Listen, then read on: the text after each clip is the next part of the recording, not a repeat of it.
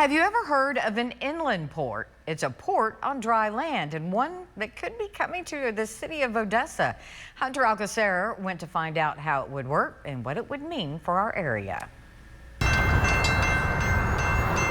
You see trains crossing the Permian Basin. That's because railroads play an important role for our state. But what if we had our own inland port here in Odessa? It's basically a train station that businesses, big and small, would have access to and make transporting goods more efficient. And that's something the Odessa Development Corporation has been discussing.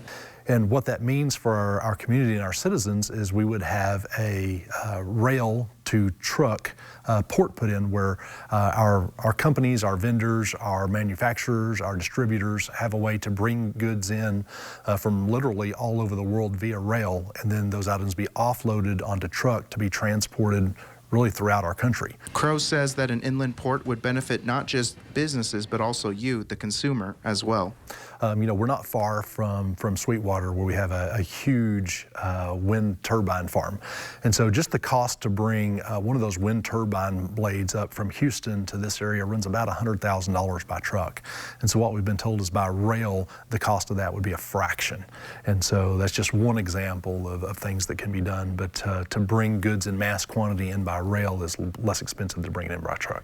But what about that memorandum of understanding? Well, it's more of a good faith agreement. The best example of that memorandum of understanding would probably be if I could, would you? The company is saying if we could come in and purchase land, if we come in and invest dollars in the form of taxable capital investment in expanding rail and then putting in new buildings and putting in equipment, would the Odessa Development Corporation be willing to give us a grant to help get this project going and be successful? Crow says that they would be in favor of it because of the positive impact it would have on the Permian Basin. In Odessa, Hunter Alcacer, NewsWest 9.